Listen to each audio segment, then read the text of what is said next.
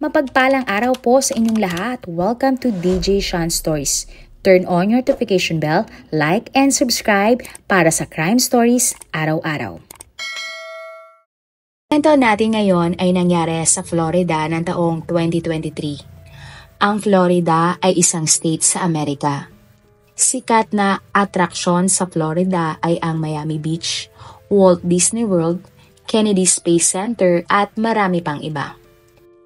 Ito ang huling kuha ng babaeng biktima sa ating kwento ngayon. Siya ay si Kayla. Kuha ang video na ito sa body cam ng mga pulis. At ilang buwan matapos nito, siya ay namatay. Nabigo niyang iligtas ang kanyang sarili. Alamin natin ang kwento sa likod ng mga videong ito. Ang babaeng biktima ay kinilalang si Kayla Arce, 32 years old. Si Kayla ay ipinanganak noong May 21, 1990 na nakatira sa Florida. Walang eksaktong sinabi kung ano ang nasyonalidad ni Kayla, pero base sa kanyang mga social media account, nagpunta na si Kayla sa isla ng Boracay at nakarating na rin sa Maynila. May online store din si Kayla ng mga halaman. Ang sinasabing boyfriend ni Kayla ay si Paul Henry Di Jacinto, 32 years old. Nakatira sina Kayla at Paul sa iisang apartment complex sa Pompano Beach at 2 taon na ang kanilang relasyon.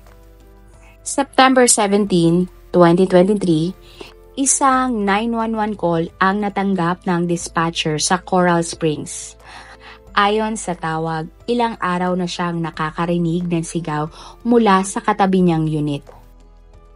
Hindi na daw siya makatiis dahil hanggang sa loob nga ng kanyang bahay ay umaabot ang ingay ng mga ito.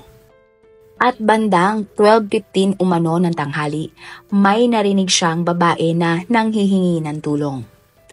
Narinig din ng kapitbahay ang mga salitang, "Gusto ko nang iwan ka, bakit ayaw mo kong lubayan?" Dagdag pa ng kapitbahay, narinig din niya ang babae na sinasabing, "Nagbebenta ka at gumagamit ng ipinagbabawal na gamot." Bukod pa doon, sunod-sunod na ingay na tila nagbabasag ng mga gamit at binabato. Ayon sa kapitbahay, ang lalaking nakatira sa unit ay si Paul, pero ang babae ay hindi niya kakilala. Dahil doon, nagpunta na ang mga pulis sa townhouse para sa isang welfare check. Bago nga sila umakyat, may iba pang mga tenant na kumausap sa mga pulis tungkol sa mga naririnig din nilang mga ingay. Dagdag pa ng ibang kapitbahay, gusto nilang masigurado na maayos ang babae na narinig niyang sumisigaw. Ang buong pangyayari ay nakunan sa body cam ng mga pulis.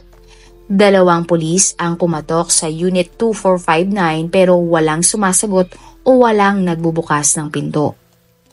Maya-maya pa, isang kapitbahay ni Paul ang lumabas at sinabi sa mga pulis na araw-araw niyang naririnig na nag-aaway si Paul at takot nga daw siya sa lalaki. Halos 10 minutong tumagal ang paulit-ulit na pagkatok ng mga pulis pero wala pa ding nagbubukas ng pinto. Maya-maya pa, sinabi ng mga pulis na kung hindi bubuksan ang pinto ng tao sa loob, ay pwersahan na nila itong sisirain. Makalipas naman ang ilang sandali, sa tulong nga ng fire department, unti-unti nilang nabuksan ang pinto. Maya-maya pa, nakita ng mga pulis na lumabas sina Kayla at Paul mula sa babang garahe ng apartment. Ayon sa mga pulis, posibleng narinig na daw ng dalawa ang kanilang mga katok, bumaba sa garahe at doon lumabas. Agad silang nilapitan ng mga pulis at tinanong sila kung bakit hindi sila lumalabas nang sila ay kinakatok. Napansin din umano ng mga pulis na tila nanginginig ang dalawa. Pero sumagot sina Kayla at Paul na nasa baba kasi sila kaya hindi nila narinig ang mga pulis o anumang mga katok. Ngunit ayon sa mga pulis, imposibleng hindi nila naririnig ang lakas ng mga katok. Sa video, mapapansin na tila naguguluhan pa si Kyla at sinasabing hindi niya alam ang mga nangyayari kung bakit sila pinuntahan ng mga pulis. Magkalayong kinausap ng mga pulis sina Kyla at Paul. Tinanong ng mga pulis si Kyla kung bakit nakakatanggap sila ng mga reklamo na may naririnig umano ang mga kapitbahay na tila nag-aaway silang magkasintahan. Sagot ni Kyla, hindi niya alam at nanonood lang daw sila ng palabas noon ni Paul. Pero inulit ng mga pulis kay Kyla na magdamag silang nakakuha ng mga tawag mula sa mga nagrereklamong mga kapitbahay. Inamin din ng mga pulis kay Kyla na puwersahan na nga nilang sinira ang kanilang pinto dahil kahit anong lakas ng kanilang katok ay walang nagbubukas. Ayon naman kay Kyla, walang nangyayaring masama at maayos daw ang lahat. Humingi pa nga ng dispensa si Kyla sa mga pulis dahil kinailangan pa nilang magpunta. Ang eksaktong salita ni Kyla nang muli siyang tanungin ng mga pulis kung ano nga ba ang nangyayari, ang sagot niya ay, "Hey, you could not hear us. I'm so sorry. What's going on?" Nothing at all. I promise you. Nothing at all. I'm not pressing charges. Nothing at all. Not pressing. Why would you not press charges? I don't even know how to say the lingo of the cops thing, but Well, like... why would you not press charges? About what? If you said you wouldn't press... nothing's going on, nothing at all, not pressing charges. Nagtaka naman ang mga pulis at tinanong si Kyla kung bakit niya sinasabing not pressing charges o walang magkakaso. Tila nagpatay mali siya lang si Kyla at sinabing hindi niya sigurado kasi kung ano ang kanyang isasagot. Sinabi din ni Kyla na wala silang problema ni Paul at inulit na walang nangyayaring masama. Tinanong din ng mga pulis kay Kyla na kung ganon, ibig sabihin ba ay nagsisinungaling lang ang mga kapitbahay. Doon na sinabi ni Kyla na kagabi nahulog ang kanyang mga halaman at nasira. Umiyak daw siya dahil gabi na nga noon at hindi niya maayos ang mga halaman. Posibleng yun daw ang narinig ng mga kapitbahay at ang iyak niya ng gabi. Sinabi din ni Kyla na walang ibang tao sa bahay at garahe kung hindi silang dalawa lang ni Paul. Sinabi pa ni Kyla sa mga pulis na hindi niya sinasabing nagsisinungaling ang mga kapitbahay pero hindi niya sigurado kung ano ba ang tinutukoy na ingay ng mga ito. Tinanong naman siya ng mga pulis kung nasaan sila ni Paul bago sila bumaba sa garahe. Sumagot naman si Kyla na nasa loob sila ng kwarto. Pero dahilan ng mga pulis na parang napakahirap paniwalaan na nasa loob lang pala sila ng bahay pero hindi nila naririnig ang mga katok. At nagsorry na lang ulit si Kyla sa mga pulis. Habang kinakausap si Kyla, isang pulis naman ang kumausap kay Paul. Tinanong siya ng pulis kung bakit parang nanginginig siya at may sugat sa kanyang katawan. Hindi naman ito direktang sinagot ni Paul at sinabi lang sa mga pulis na walang nangyayaring masama tulad nga ng sagot ni Kyla.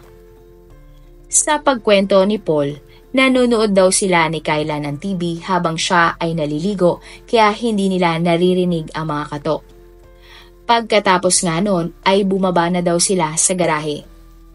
Binanggit din ni Paul na may kwarto sa loob ng kanilang garahe at bumaba nga sila doon mula sa taas ng kanilang apartment.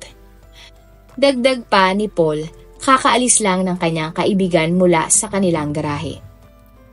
Hindi naman naniwala ang mga pulis na sa tagal nilang kumakatok ay hindi man lang ito narinig ni Paul. Sinabi din ng pulis na kung walang nangyayari ay bakit nagrereklamo ang kanilang mga kapitbahay na may babaeng sumisigaw ng malakas at humihingi ng tulong. Sumagot lang si Paul na hindi niya alam ang tinutukoy ng kanilang mga kapitbahay at hindi niya talaga naririnig ang mga katok ng mga pulis.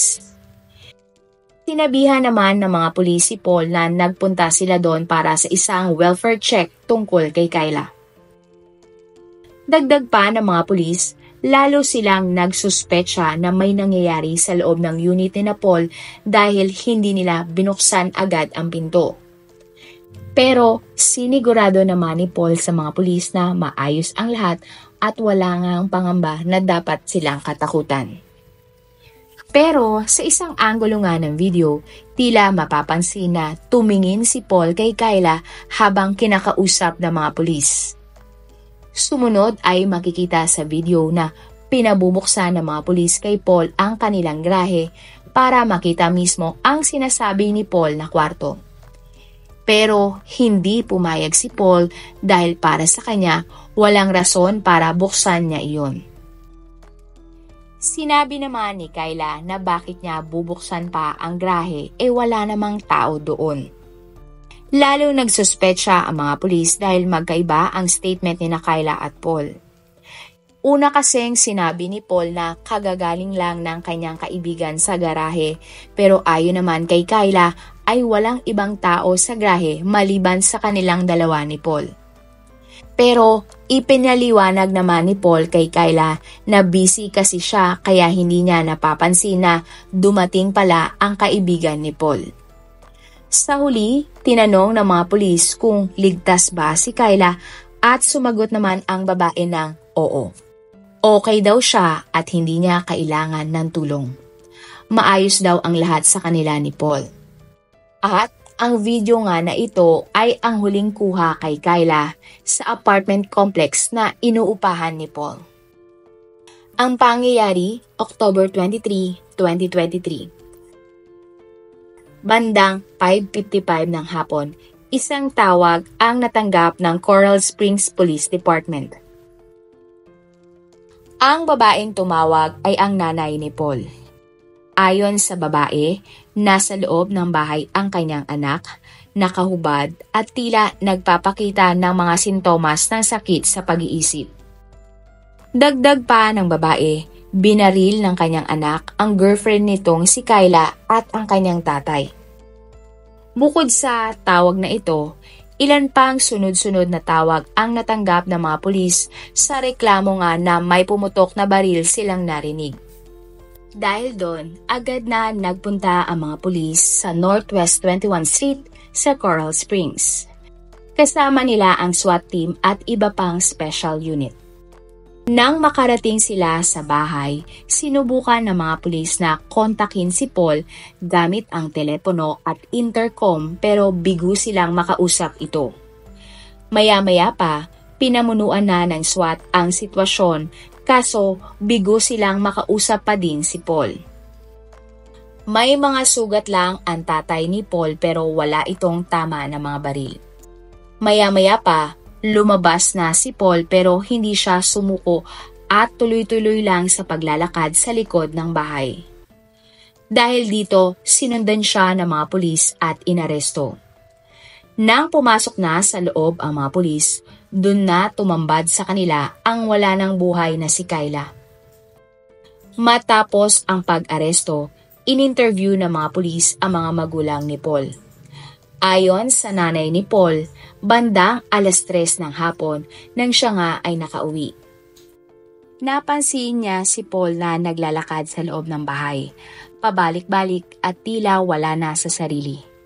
Maya-maya pa daw, pumasok ito sa kwarto pero paglabas ay nakahubad na at may dalang baril. Natakot siya kay Paul kaya agad siyang lumabas ng bahay. Nang nasa labas na siya, narinig na lang daw niya ang mga putok na mga baril. Agad daw siyang pumasok ulit sa bahay at doon ay nakita na lang niya si Paul sa tabi ni Kyla na duguan. Sinubukan naman daw agawin ng kanyang asawa ang baril mula kay Paul. Pero nanlaban si Paul at sinubukan sakalin ang kanyang tatay. Base naman sa kwento ng tatay ni Paul, nagpanggap siyang patay hanggang matapos na ang pag-atake sa kanya ng kanyang anak. Nakakuha daw siya ng tiyempo na makatakas nang bitawan ni Paul ang kanyang kamay.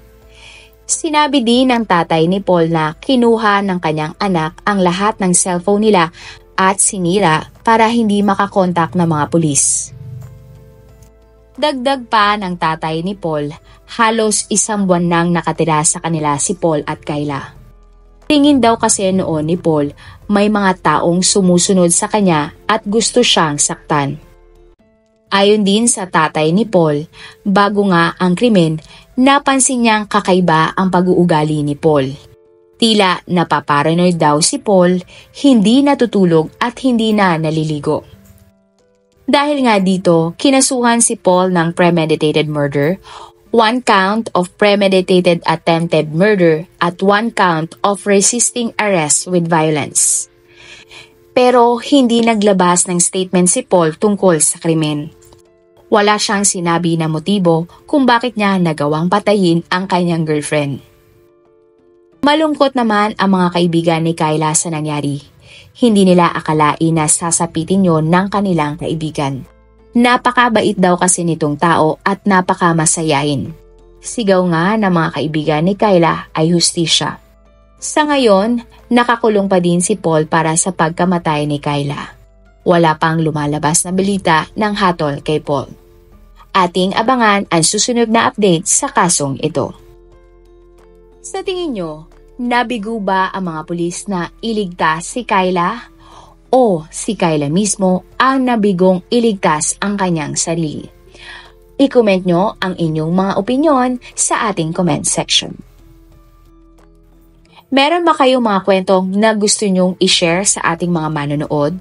O kung may personal po kayong kwento na gusto nyong i-feature sa ating channel, i-comment down below lang po. Para naman sa mga dagdag kaalaman, mag-subscribe at panoorin nyo din ang Tagalog Facts at Mysteries by DJ Sean at Manila Boy Wonder. Hanggang sa susunod na episode, God bless everyone!